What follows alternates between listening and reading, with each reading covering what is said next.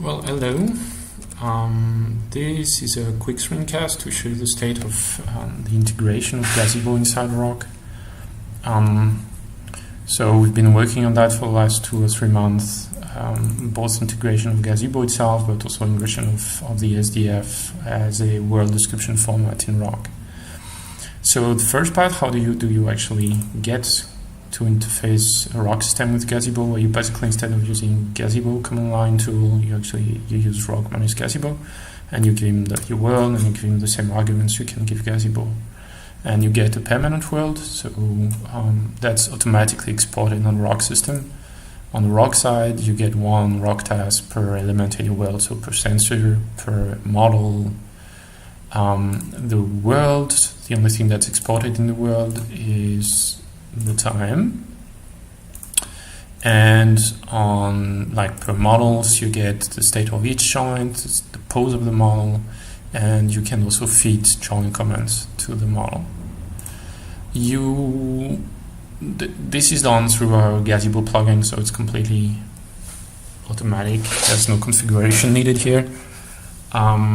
The only thing is that the tasks are pre-operational by default, so if you actually want data from one of these elements, you need to configure and start the task, which is that's really to avoid exporting information you don't want to export and spending CPU time for nothing.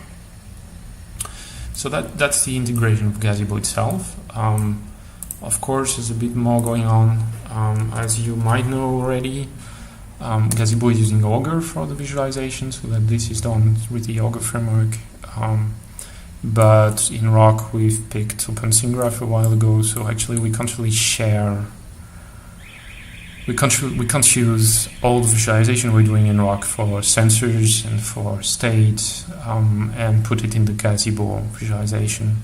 So instead of doing that, instead of porting everything to Augur, what we've done is basically create a way to synchronize a viscid 3D, to create and synchronize a viscid 3D display from Gazebo data.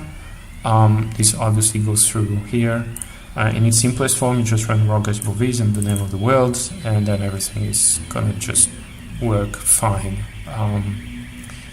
So here I have my world, and that's the Gazebo world in viscid 3D, and here that's a viscid 3D one, and then on the left you have the Gazebo one.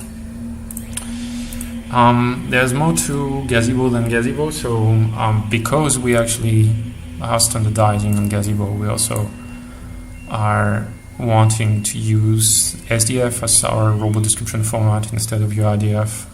It seems to be the most logical choice for us, and therefore a lot of work has been spent on being able to use SDF everywhere in Rock. There is an integration of SDF in the transformer.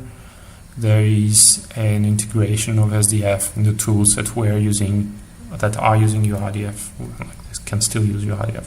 So for instance, here there's the RoboViz command line tool from which you can display the state of a model, like the state of a single robot without the world.